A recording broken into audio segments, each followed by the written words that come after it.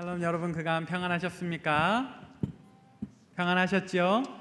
네, 오늘 사부 절민이 예배 오신 여러분 진심으로 환영하고 축복합니다. 특별히 명절 연휴 마지막 날인데도 하나님을 예배하는 자리를 잊지 않고 찾아오신 여러분이 정말 귀하고 하나님께서 더욱더 행복해 하시리라 믿습니다. 이번 명절 여러분들은 어디서 어떻게 보내셨습니까? 청주에서 지내신 분들도 계시겠고 또 친척들을 찾아서 이것저것으로 다니신 분들도 계실 텐데요. 이번 명절에는 저도 모처럼 고향인 포항을 다녀왔습니다. 사실 청주에서 포항까지 가는 데는 2시간 40분이면 충분히 갑니다. 그래서 이번 명절에도 날씨도 선선하니 좋고 해서 이렇게 기쁜 마음으로 나섰는데 조금 차가 막히더라고요. 그래서 한 5시간 40분, 평소보다 3시간 더 걸렸는데, 예전에는 제가 서울에서 내려갔던 터라 한번 12시간짜리를 내려갔더니 그에 비하면 괜찮았지만 그래도 운전해서 다녀오다 보니까 발목이 약간 뻐근해진 것도 사실입니다. 그런데 이번 명절에 저는 참 좋았습니다. 어떤 것이 좋았느냐, 내려가는 길도 이렇게 선선한 날씨, 이렇게 파란 하늘, 이렇게 아름다운 산과 공기들, 이렇게 그런 풍경도 참 좋았지만 한 8년 만에 만난 조카가 있어요. 근데 어여쁜 아가씨가 돼서 몇 살이니 했더니 23살이래요. 너무 예뻐져가지고 순간 이름을 까먹어서 야! 라고만 이렇게 불렀었습니다. 네, 그렇게 반가운 조카도 만나고, 또 한 달 전쯤에 저희 사촌 형이 갑자기 심근경색이 와서, 그러니까 심장이 멈춘 거죠. 급하게 수술을 했는데 이게 또 터져서 이렇게 아주 위독한 상황에 빠졌었다는 연락을 받았는데, 이번 추석에 내려가 보니까 이렇게 다행히 재수술을 잘 하고 건강한 모습으로 와 있더라고요. 그래서 한편으로 좀 걱정도 했었는데 이렇게 반가운 식구들을 만나서 좋은 시간을 잘 보내고 왔습니다. 다만 한 가지, 5시간 40분 빼고. 네, 근데 생각해 보면 이런 날이 우리에게 참 좋은 것 같아요. 이런 명절, 우리에게 많은 시간적인 또 재정적인 어떤 소비를 가져다 주지만, 그래도 1년에 한두 번 모여서 가족들이 함께 서로의 안부도 묻고 또 시간을 공유하며 좋은 추억을 만드는 명절, 우리에게 참 좋은 것 같습니다. 그러다가 문득 궁금해졌습니다. 제가 이제 길이 막힐 때 잠깐 저희 아내랑 운전을 바꿔서 하면서 이번 이 고속도로 위에는 몇 대나 지나갔을까, 몇 명의 또 국민들이 이동을 했을까 찾아봤더니 올해가 작년보다 한 10% 정도 적었다고 하더라고요. 그래서 몇 명이 이동했을 것 같습니까? 우리나라 국민 중에 찾아보니까 3,356만 명이 3,356만 명이 이번 명절에 이동을 했다고 하더라고요. 작년에는 3,600만 명이 이동을 했고, 엄청나게 많은 사람들이 이동을 하는 거죠. 불과 3일, 4일 동안에 말이죠. 그 이동 거리도 만만치 않습니다. 아까 제가 잠깐 말씀드렸던 대로 이 시간적인 에너지, 그 비용과 또 실제로 기름값이라든지 이런 재정적인 비용이 어마어마하게 사용되는 거죠. 그런 면에서 보면 우리나라는 이런 걸 1년에 2차례나 지내니까 엄청난 기적을 사실은 경험을 하는 겁니다. 불과 2박 3일, 3박 4일 동안에 3천 몇백만 명이 이동을 하고 함께 힘을 모아서 기적을 만들어내는 거예요.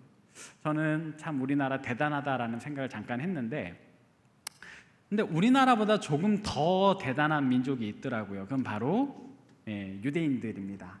오늘날에는 조금 다를 수 있겠지만 오늘 본문에 유대인들도 명절을 지내요. 그 명절의 이름은 유월절이라고 합니다. 근데 유대인들은 명절이 우리나라의 설이나 추석 같은 명절이 3개입니다. 어떻게냐? 유월절, 오순절, 초막절이에요. 이 유월절, 오순절, 초막절에는 13세 이상 되는 남자는 다 성인으로 보고 13살만 넘으면 성인으로 봐요. 이 13살 넘은 남자 성인들은 다 어디에 살든지 예루살렘 성전에 와서 예배를 드리고 가야 됩니다. 요즘 저와 여러분들은 좀 이런 그 명절이라도 혹시 여러 가지 사정이 있으면 이렇게 개인의 시간을 보내기도 하시잖아요. 해외로 여행도 많이 가시고. 근데 이 본문 속의 유대인들은 그런 게 거의 허용되지 않았다. 13살이 넘으면 다들 필수적으로 모세의 율법에 정해져 있기 때문에 법적으로 예루살렘 성전을 방문해야 했습니다. 참 많은 사람들이 엄청난 에너지와 비용을 들여서 예루살렘 성전을 방문을 하는 거죠. 이때 당시에 몇 명의 인구가 예루살렘 성전을 방문했는지 그런 기록은 찾아보기 어렵지만 대략 가늠해 볼 수는 있는데, 어떤 것을 가늠해 볼 수 있느냐? 이들이 들인 시간적인 비용은 가늠해 볼 수 있어요. 특별히 예수님께서 사셨던 동네는 갈릴리 호수 근처에 있는 나사렛이라고 하는 곳입니다. 거기서부터 예루살렘 성전까지는 약 140km. 좀 부유한 사람들은 말이나 다른 운송수단을 탔겠지만 대부분은 걸어 다녔다. 그리고 이 걷는데 대충 시간을 계산을 해보면 성인 남성, 저와 여러분 같은 청년이 일반적인 걸음걸이로 하루 8시간을 걷는다고 쳤을 때 하루에 8시간 동안 먹고 걷고만 하는데 꼬박 5일 정도를 들였다라고 해요. 그러니까 5일, 가는 데만 5일, 그리고 성전에서 예배드리고 하루 이틀 정도, 그리고 돌아오는데 또 5일, 거진 2주의 시간을 사용을 하는 겁니다. 이 명절 한 번에 성전에 다녀오는 데 있었어요. 1년에 3번이니까 보통 일이 아닌 거죠. 여러분들 국토종주 한번 해보셨습니까? 2주 혹은 한 달의 기간 동안 이렇게 우리나라 남해안을 쭉 도는 그 국토종주가 있는데, 다녀오면 다들 발이 퉁퉁 부어요. 제 친구가 저보고 같이 가자 그랬는데 저는 과감히 거절했습니다. 제 발은 이미 부어 있기 때문에 더 붓지 않아도 된다 하면서 말도 안 되는 말로 이렇게 거절을 했는데, 그래요. 이 유대인 민족들은 발이 퉁퉁 부을지라도 모세의 율법에 있기 때문에 기꺼이 갔다. 물론 바벨론 포로 시대처럼 지키지 못할 때도 있었으나 그렇게 어떻게든 지킬 수 없는 상황을 제외하고 대부분은 유대인들은 의뢰히 모세의 율법이기에 이걸 지키려고 했습니다. 특별히 오늘 본문에 보니까 예수님의 부모님 요셉과 마리아는 이거를 매년 지켰다라고 이야기를 해요. 마리아는 사실 예루살렘 성전에 꼭 가야 하는 인원에 포함되지는 않았습니다. 왜냐하면 13세 이상 성인 남자들이 대상이었기 때문이에요. 그러나 남편이 가는 김에 자기도 하나님께 예배하고 싶어서 이 뜻깊은 명절에 나도 하나님을 예배하고 싶다 하는 마음으로 함께 그 고된 길을 동행을 했던 겁니다. 자, 그러다가 예수님께서 12살이 되던 해에, 원래는 13살부터 가는 건데 아마도 예수님께서는 이제 한 해 먼저, 내년부터는 자기가 사는 나사렛 그 동네 회당에서 봉사도 해야 되니까 아마 그에 관련된 교육이 성전에서 있었던 것 같아요. 그래서 미리 교육도 받을 겸 요셉과 마리아가 예수님을 데리고 예루살렘 성전을 방문합니다. 근데 이 꼬마 예수님, 소년 예수님이 동행하니까 이전의 발걸음보단 더 느리게 갔겠지요. 그래서 아마도 5일 걸렸던 거리를 7일 혹은 8일에 걸쳐서 갔을 겁니다. 그럼 왔다 갔다 하는 시간을 생각해 보면 2주를 훌쩍 넘기는 시간 동안 다녔냐 했겠죠. 쉽지 않은 일이었겠지만, 그러나 예수님의 부모님들은 하나님을 향한 그 귀한 예배의 마음으로, 또 예수님을 잘 말씀 안에 가르치겠다라는 어떤 교육적인 마음으로 이 길을 나섰습니다. 그런데 꼭 이런 때에는 어떤 이벤트가 발생하기 마련이죠. 일이 벌어질 수밖에 없습니다. 어떤 일입니까? 갈 때는 그래도 괜찮아요. 그런데 도착하고 나면 아마도 일주일 넘게 매일 날마다 하루의 대부분을 걸어서 왔으니까 굉장히 피곤해진 상태 아니겠어요? 그죠?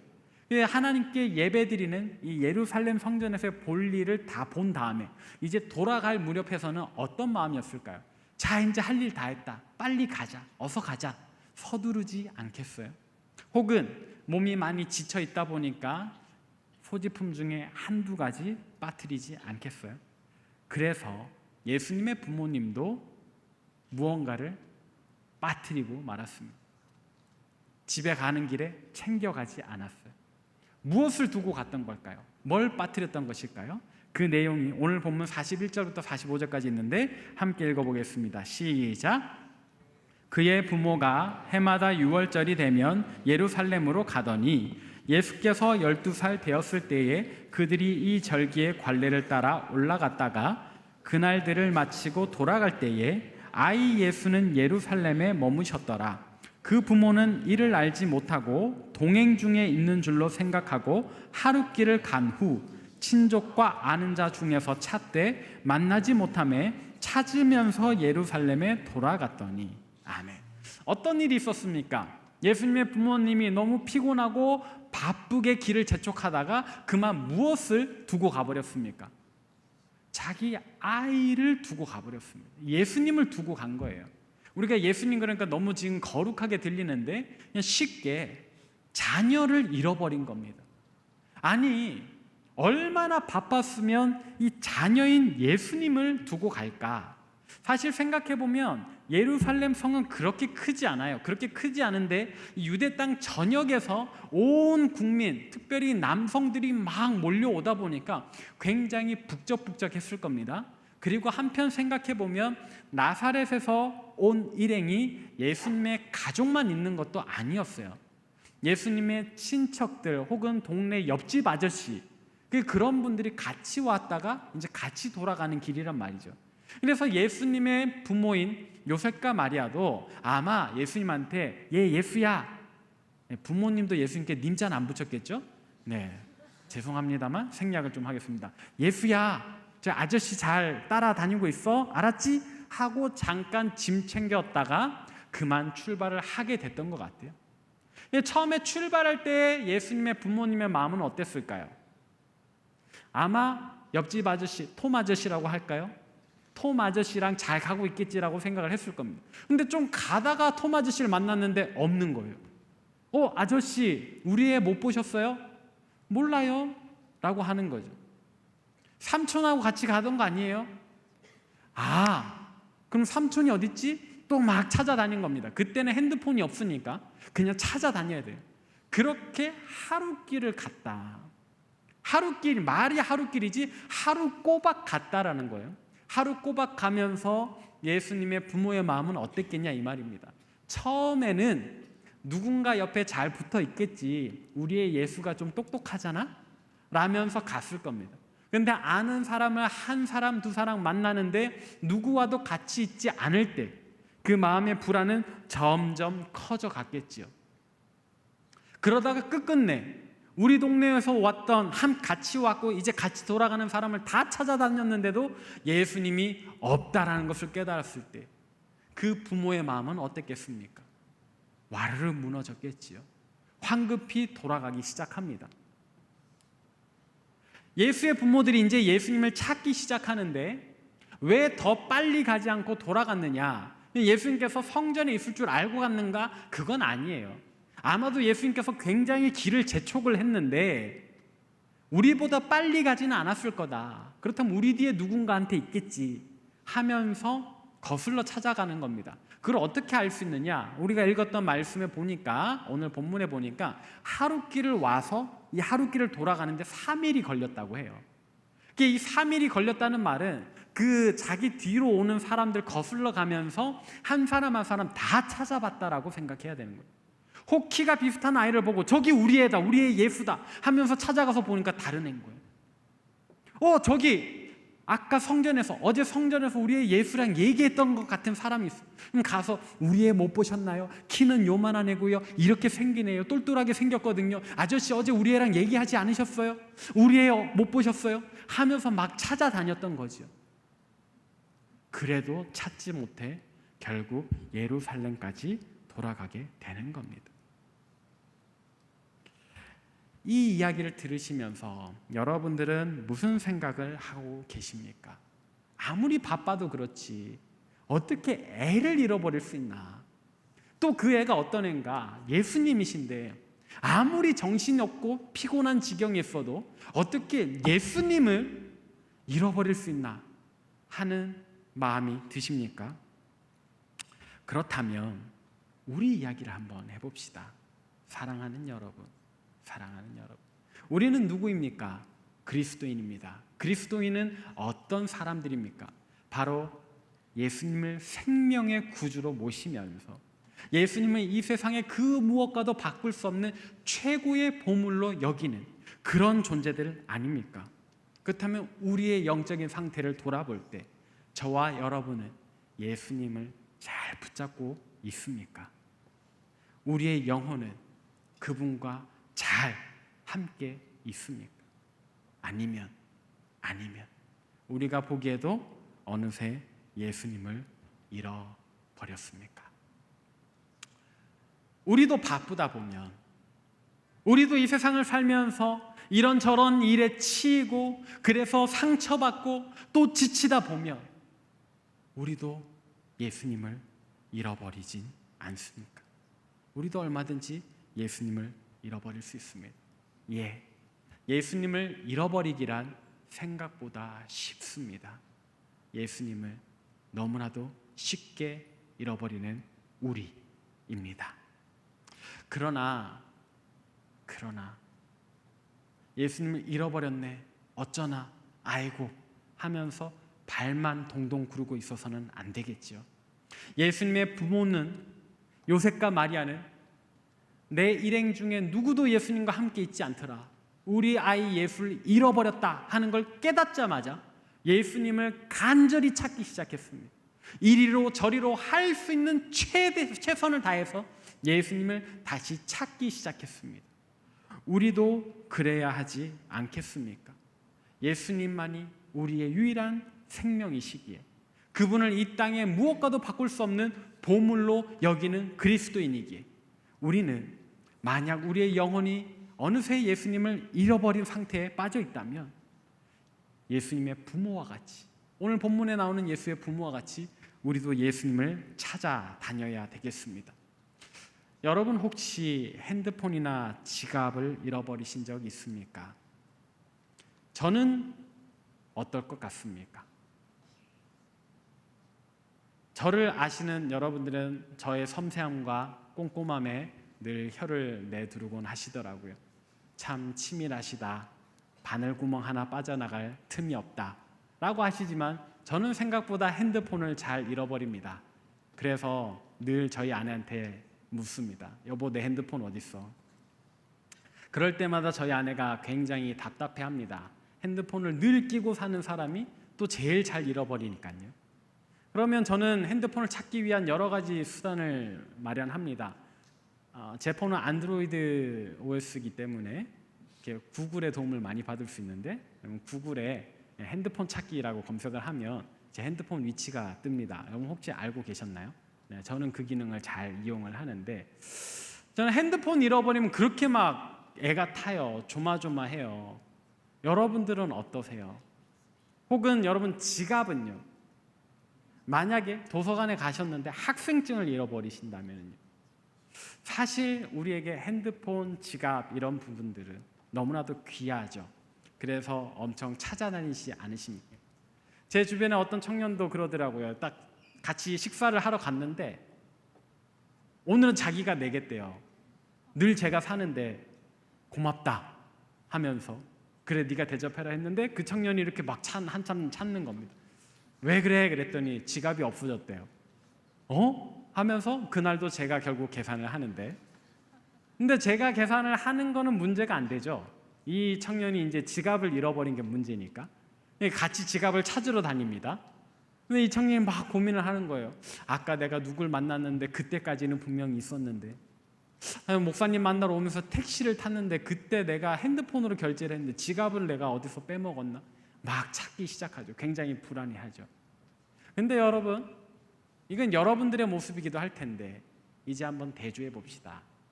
여러분들이 핸드폰이나 지갑을 잃어버렸을 때 여러분들의 모습과 예수님을 잃어버린 뒤에 여러분들의 모습은 어떻습니까? 우리가 분명 핸드폰이나 지갑이나 그런 우리의 소지품을 잃어버린 것에는 굉장히 민감하게 반응하고 애달아하고 꼭 찾기를 염원하면서 우리의 생명의 근원이 되시는 이 세상 최고의 보물이라고 고백하던 예수님을 잃어버린 것에 대해서는 때때로 우리는 너무나도 둔감하고 별로 다시 찾으려는 노력을 하지 않을 때가 많다라는 것. 너무나도 아이러니하지 않습니까? 이제 오늘 말씀을 통해서 우리가 변화되어야 할 부분은 바로 이 영적인 민감함의 부분입니다. 예수님을 잃어버린 영적인 상태에 빠져 계신다면 여러분 이제 다시 예수님을 찾으시길 바랍니다. 예수님을 찾되 오늘 본문에 나오는 예수님의 부모들과 같이 정말 애타고 간절한 마음으로 찾아다니시길 바랍니다. 예수님의 부모들은 부모의 마음으로 자녀를 애타게 찾았지만 우리는 그리스도인으로서 이 세상의 그 무엇과도 바꿀 수 없는 최고의 보물인 예수님을 찾아다니는 그런 마음으로 말입니다. 사랑하는 여러분, 사랑하는 여러분, 이제 날씨가 선선해졌습니다.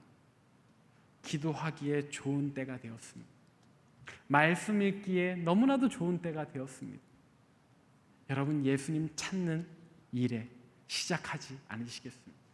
기도하면서 말씀 읽으면서 말입니다. 또 이렇게 귀한 공동체와 함께 예배하면서 또 셀 모임을 하면서 우리 예수님 간절하게 찾아보시지 않으시겠습니까? 중요한 것은 우리가 그렇게 찾으려 할 때 우리 예수님은 꼭 찾을 수밖에 없다라는 사실입니다. 이게 무슨 이야기인가? 예수님은요 다른 데 가지 않으시더라고요. 예수님은 항상 그 있어야 할 곳 아버지 집에 계시더라고요. 부모가 소년 예수를 애타게 찾아 헤매다가 결국 발견한 곳이 어디였습니까?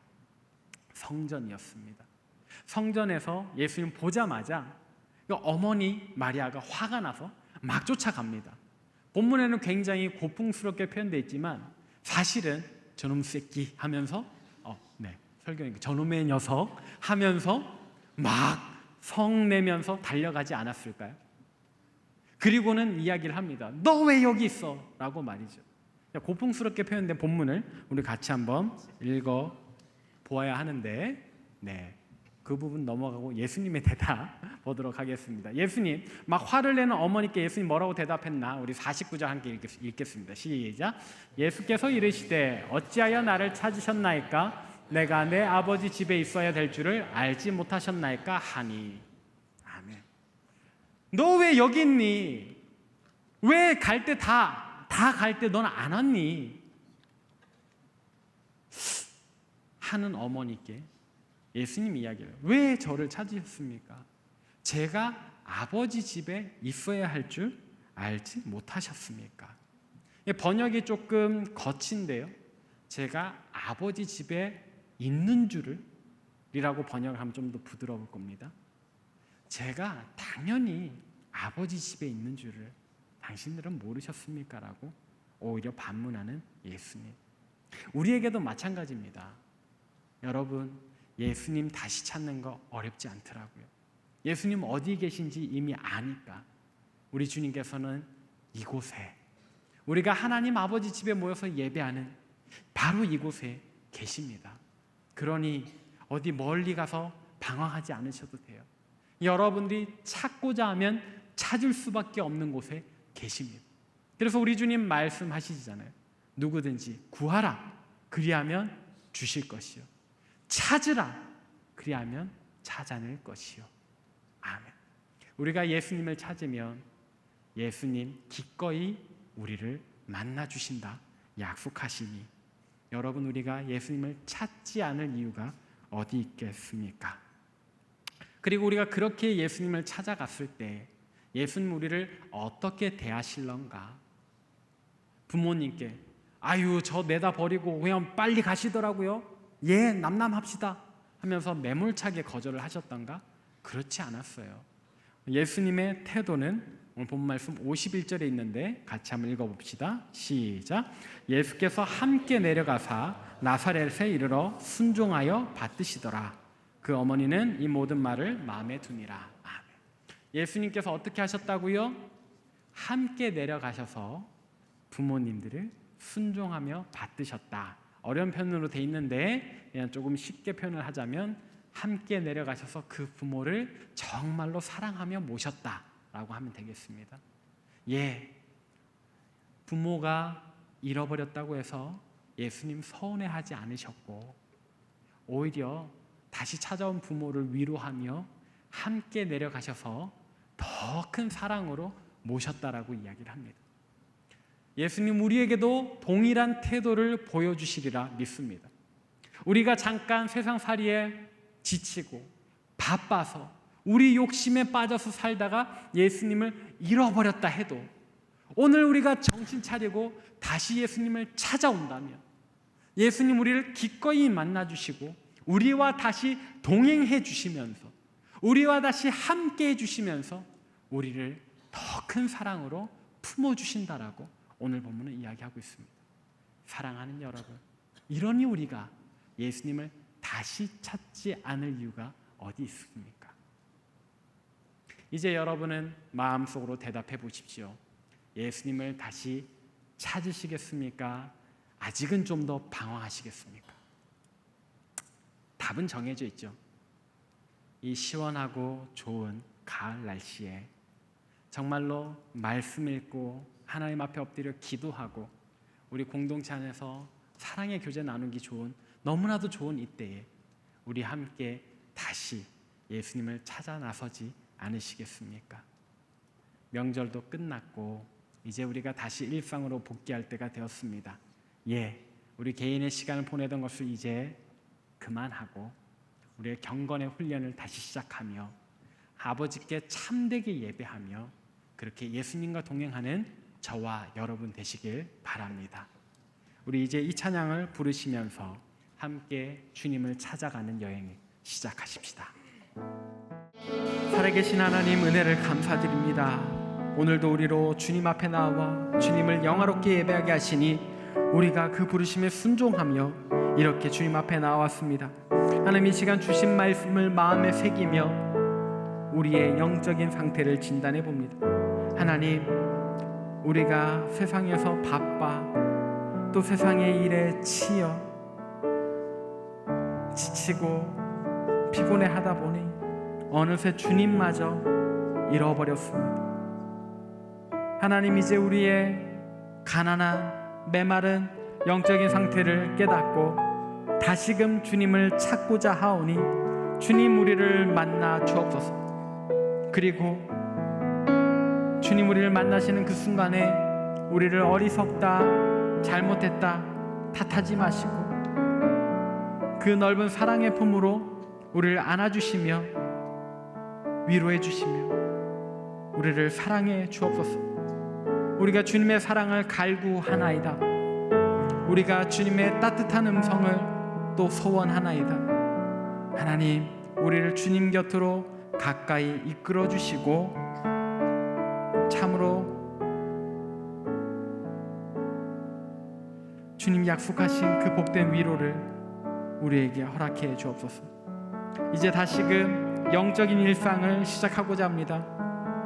개인의 경건 생활 또 하나님 앞에 공동체가 함께 드리는 예배와 모임, 이 모든 것에 우리로 충실하게 하시고 그 모든 것을 통하여 주님 베푸시는 사랑을 우리로 한없이 누리게 하여 주옵소서. 주님 은혜를 감사합니다. 주님을 사랑합니다.